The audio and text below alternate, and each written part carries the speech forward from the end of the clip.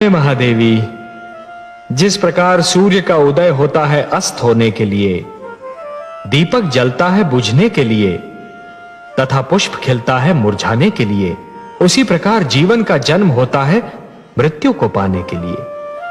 केवल दो को छोड़कर सभी को मृत्यु का स्वाद तो चखना ही है। दो? वो दो कौन है जिनको मृत्यु नहीं आ सकती? एक तो स्वयं मैं, अनादि और अनंत, और दूसरी स्वयं मृत्यु। किसी की मृत्यु का समय और मृत्यु का कारण विधाता भाग्य लेख में लिख देते हैं। विधाता के अतिरिक्त कोई भी और किसी की मृत्यु का कारण न बन सकता है और न बना सकता है। विधान है कि जो दूसरों के लिए गड्ढा खोदता है स्वयं उसी में जाकर गिरता है। हिरण्यकशिपु प्रहलाद की मृत्यु का नहीं, स्वयं अपनी मृत्यु का साधन जुटा रहा है। देखिए तो सही क्या होने। महादेवी, मैं समस्त संसार को यह बताना चाहता हूं कि कोई भी व्यक्ति जन्म से सुर या असुर नहीं होता।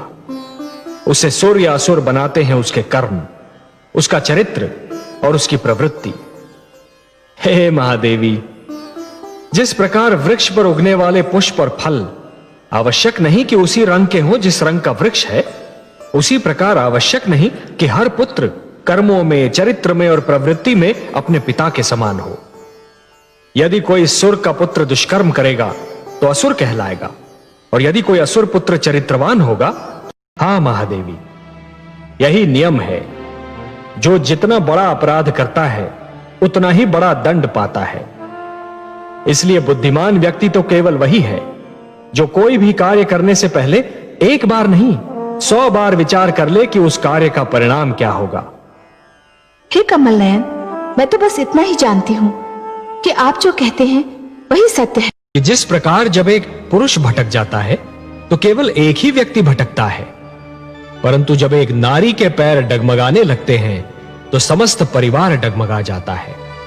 उसी प्रकार जब एक शिष्य भटकता है तो केवल एक ही छात्र भटक जाता है, परंतु जब एक गुरु भटक जाता है महादेवी, तो समस्त छात्र समाज भटक जाता है, और जब समाज भटक जाता है महादेवी, तो समस्त राष्ट्र का संकट बन जाता है। नाश काले विपरीत बुद्धि। जब मन में अहंकार जन्म लेता है महादेवी, तो सर्वप्रथम मन की कोमल भावनाओं को समाप्त कर देता है, और जब मन की कोमल भावनाओं का अंत होता है तो वो पतन का पहला संकेत होता है।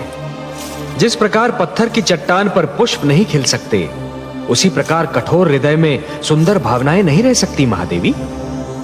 जानती हूं कमल नयन।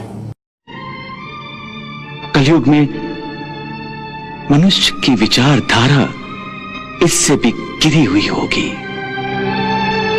मनुष्य दूसरों के दुख में अपना सुख ढूंढेगा,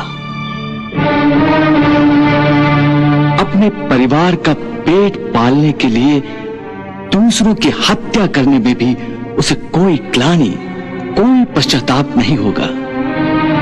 दूसरों के रक्त में सनी हुई रोटी वो स्वयं भी खाएगा और अपनी संतान को भी खिलाएगा। भगवान, कलयुग के मानव का इतना भयानक चित्र मत दिखाइए मुझे। मानवता के इस दुर्भाग्य की मैं तो कल्पना भी नहीं कर सकती।